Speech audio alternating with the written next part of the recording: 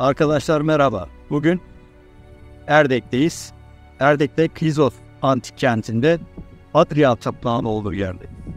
Kazılar daha yeni başladığı için antik kent daha ortaya çıkmadı. Ama kazılar devam ediyor.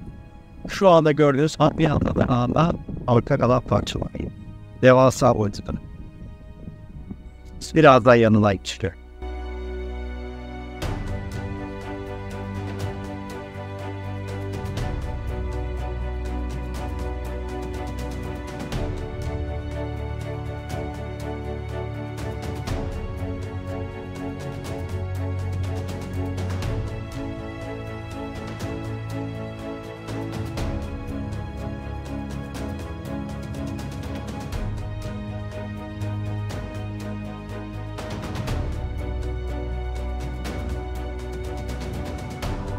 Merhaba arkadaşlar.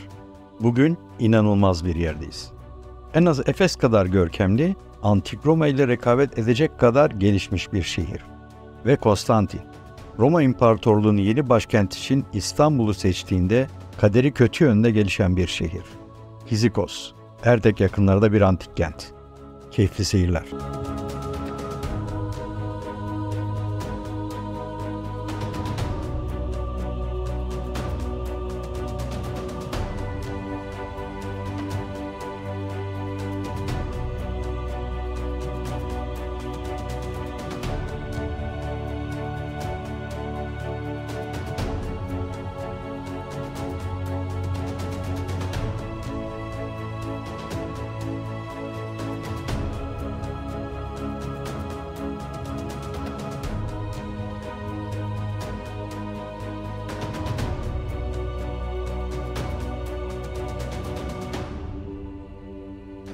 Kizikos, Kapıdağ eteklerinde Bandırma Erdek Karayolu'nun geçtiği yerde kurulmuş. Yöre tarihi, Kurt Bittel tarafından yapılan araştırmalar sonucunda Neolitik, M.Ö. 6000'ler ve Kalkolitik, M.Ö. 5000'lere kadar inmekte.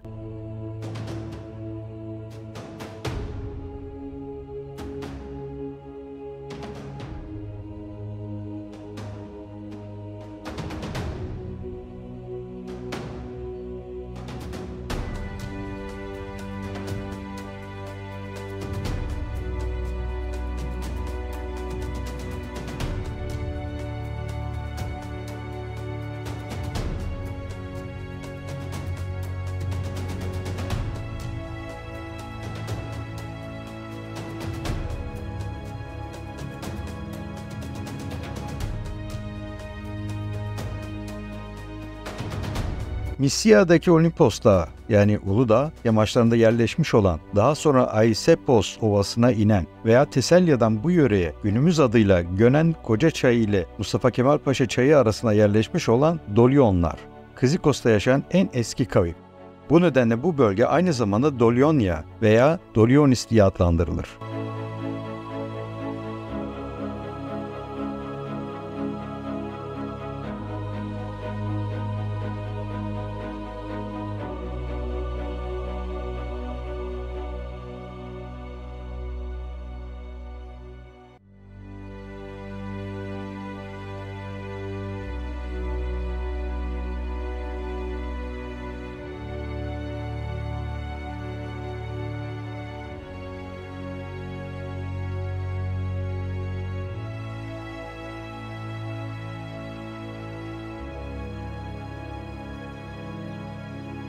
Grek mitolojisinde Kolkis'te yani Gürcistan'da var olan altın postu almak için Yunanistan'dan yola çıkan Argonotlar yolda Dolonia Kizikos'a uğrarlar.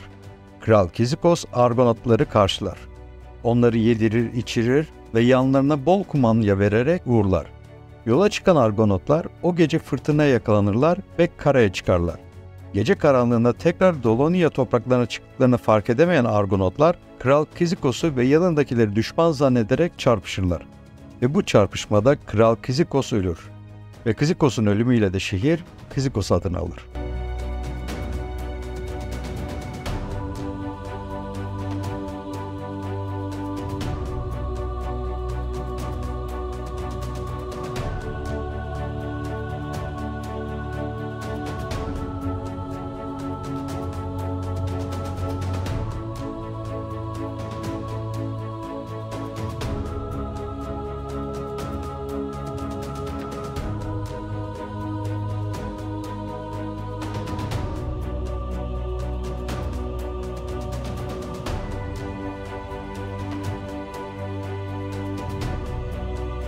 Kizikos'un ölümünden sonra Tirhenyalı Pelesoklar Kizikos'u işgal eder. Daha sonra M.Ö. 1200'lerde Ege ve Balkanlardan Anadolu'ya göç eden kavimlerle tanıştılar. Bir süre İonya şehirlerinin en önemlilerinden biri olan Söke-Balat köyündeki Miletus'un kolonisi olarak varlığını sürdüren Kizikos, bağlı bulunduğu zengin Lidya devletinin M.Ö. 546 tarihinde Kairos tarafından yıkılmasıyla birlikte Pers egemenliğine geçmiş. M.Ö. 364 yılında bağımsızlığını kazanmış olan Kizikos, M.Ö. 334 yılında Büyük İskender'in Persleri yenmesiyle Makedonyalıların egemenliğine geçmiş. M.Ö. 3. yüzyılda Marmara Denizi'nde ticaret yolları üzerinde olması nedeniyle büyük önem kazanmış, M.Ö. 2. yüzyılda Bergama ile de iyi ilişkiler içine girmiş, bir bilim ve kültür merkezi haline gelmiş. Bergama'nın Romalıların eline geçmesiyle Kizikos da Romalıların egemenliği altına girmiş.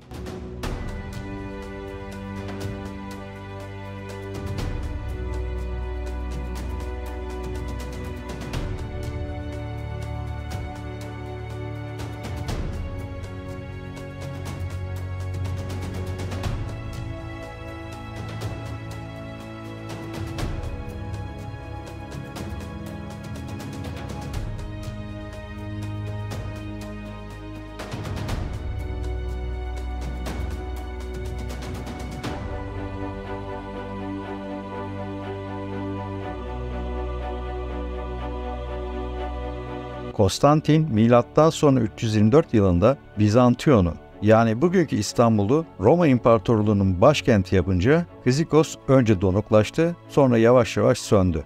Kuvvetli surlarla çevrilen Bizantiyon, kuzeyden gelecek bazı tehlikeleri önlemekteydi. Fakat buna karşılık başka yönlerden gelen akınlar daima Kizikos'tan geçti ve yıkılmasını çabuklaştırdı.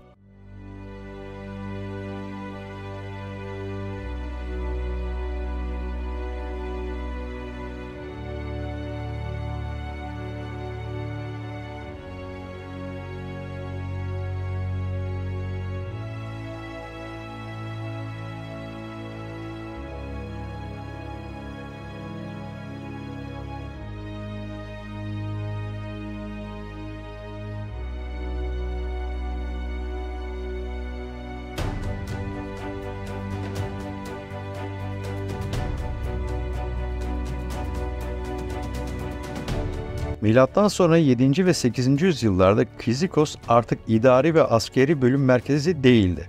Vilayet darphanelerin çoğu gibi darphanesi terk edilmiş, berzahtaki geçidi dolmuş, surların ve binaların bir kısmı yıkılmış bulunan güzel Kizikos, bundan sonra Konstantinopolis üzerinden yapılan bütün akınlara açık kaldı. Birbirini kovalayan deprem ve istilalar Kizikos'u oturacak halden çıkardı.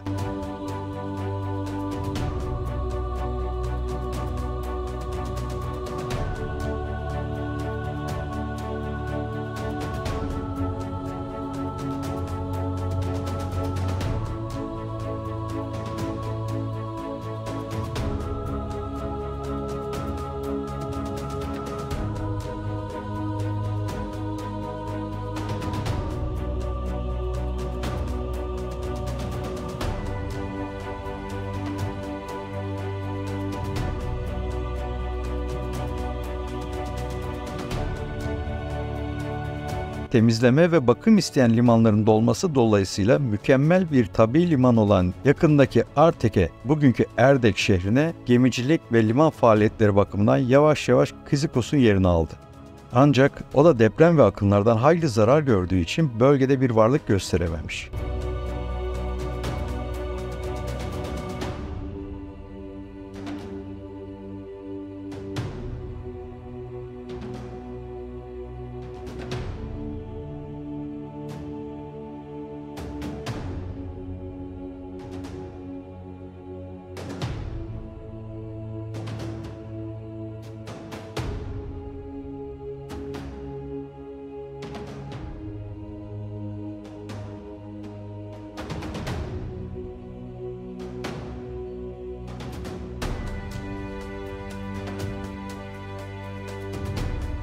Gerek İstanbul'u zapt etmek için gelen Araplar, gerekse depremler yüzünden zarar gören Kizikos, 23 Eylül 1063'te olan korkunç deprem neticesinde baştan başa yıkıldı. Sağ kalanlar ise şehri terk etmeye başladı.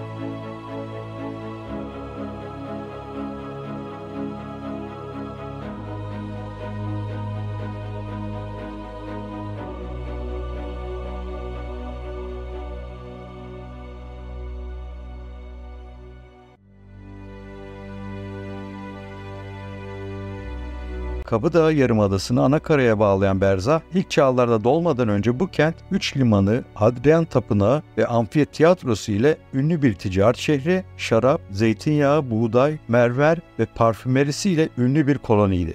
3 büyük deprem, Berzah'taki limanın dolması ve bataklığın sıtma aratması halkın bugünkü Erdek'e göç etmesine yol açtı. Depremler en az Efes görkemindeki bu kentin bilinmezliğe terk edilmesine sebep oldu.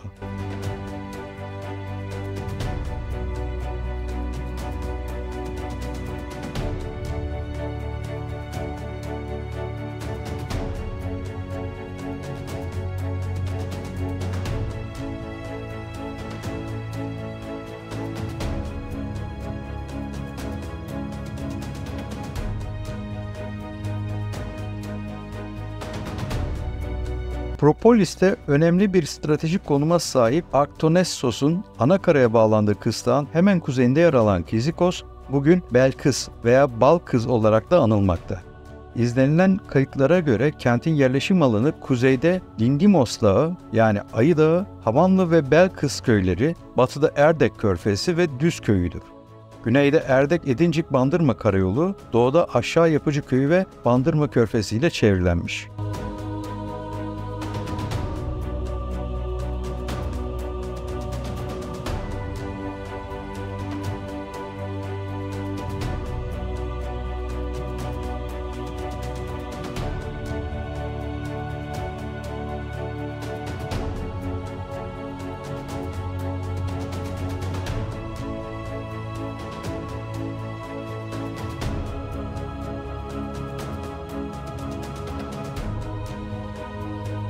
Hadrian Tapınağı.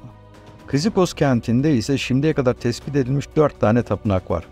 Bunların en büyüğü ve en önemlisi Hadrian Tapınağı'dır. Kizikos antik kentinin batısında konumlanan Hadrian Tapınağı, günümüzde Bandırma Erdek Karayolu'nun Düzler mevkiinde karayolundan yaklaşık 300 metre içeride yer almakta.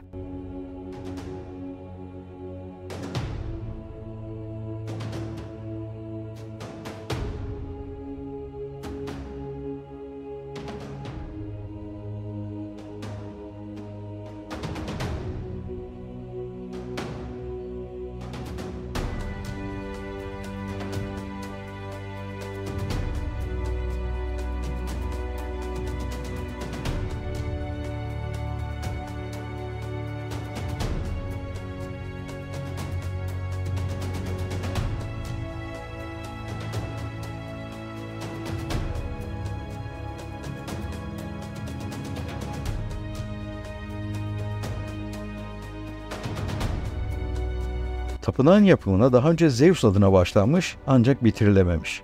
Milattan sonra 123 yılındaki depremden sonra İmparator Hadrian kenti ziyaretin ardından yapımına tekrar başlanmış.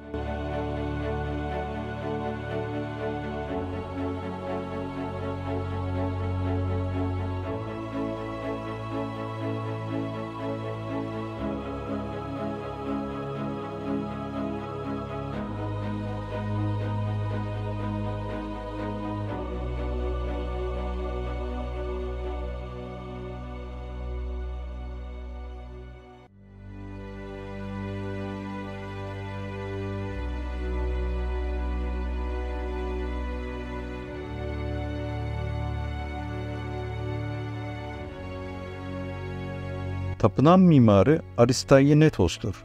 Hadrian Tapınağı 8x15 veya 8x16 sütunlu ve dipteral planlı olduğu söylenilebilir. Tapınağın uzun kenarı 116 metre, kısa kenarı da 70 metredir. Devasa boyuttaki tapınağın 2,5 metre yüksekliğindeki sütun başlığı ile bu görkemli tapınak antik dönemde dünyanın 8. harikası olarak adlandırılıyordu.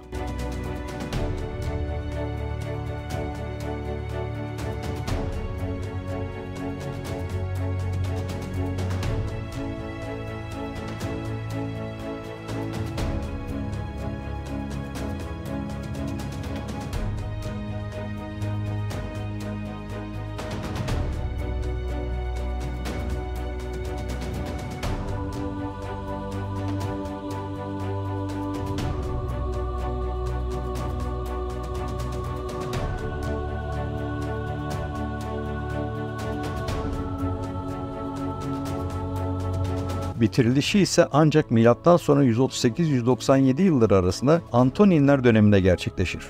Milattan sonra 150-155 yıllar arasındaki yeni bir depremde tapınakta büyük bir yıkım olur ve milattan sonra 167 yılında yeniden onarılır. Milattan sonra 6. yüzyıldaki depremden sonra ise kendi yazgısıyla baş başa bırakıldı.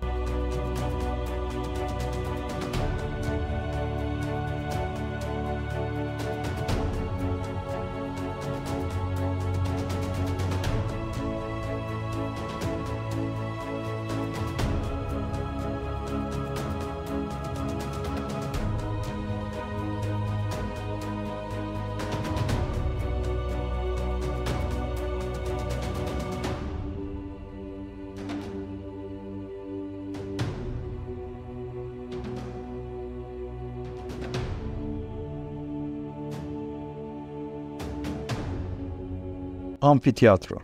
İki yamaç arasında bulunan bir dere vadisine inşa edilmiş. Böylece oturma yerlerinin büyük bir kısmı doğal arazi üzerine yapılabilmiş.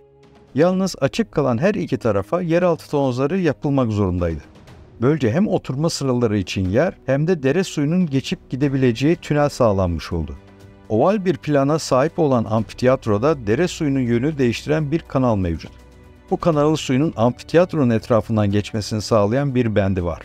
Böylece hem sudan kurtulmayı hem de sudan yararlanmayı amaçlamışlar.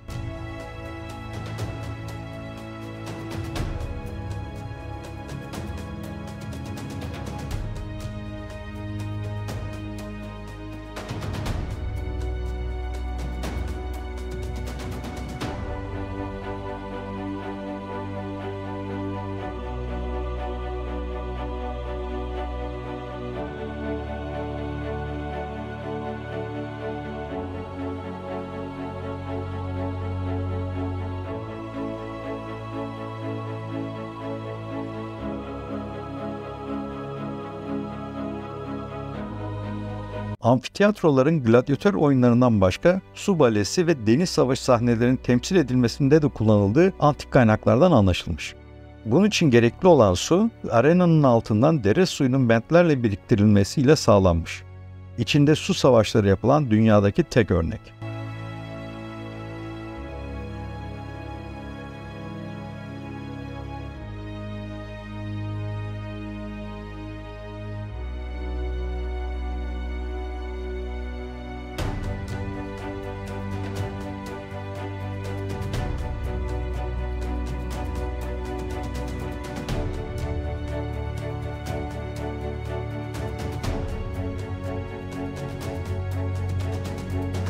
Kizikos Amfiteyatrosu'nun uzunluk ve çapraz dış ölçüleri 180'e 155 metredir ve bu ölçülerle en büyük ve en ünlü amfiteyatrolar arasına girmekte. Roma'daki Kolozyum ile boy ölçüşecek bir büyüklükte. Amfiteyatronun kesin yapım yılı bilinmemekte. Ancak İmparator Hadrian zamanında milattan sonra 130 yıllarında yapılmaya başlanıldığı söylenilebilir.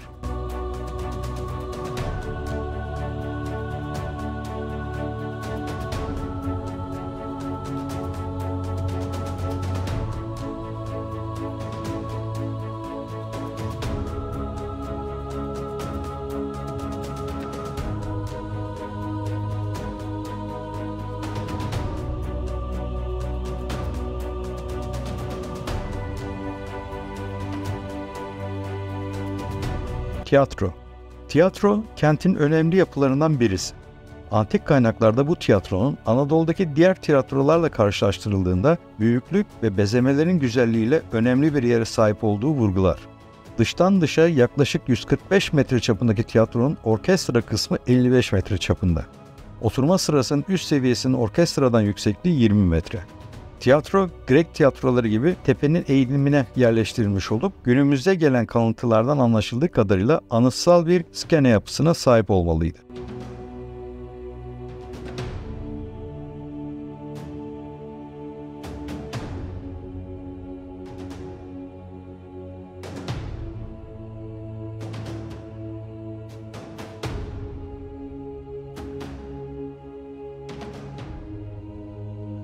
Tiyatro tamamen defne ağaçları ve bodur çalılarla kaplı. Bu nedenle yaklaşık 20.000 kişilik kapasiteli Kizikos tiyatrosu ile ilgili yeterli bilgiye sahip olabilmek ve tarihleme yapabilmek için mutlaka bilimsel bir kazı yapılması gerekmekte.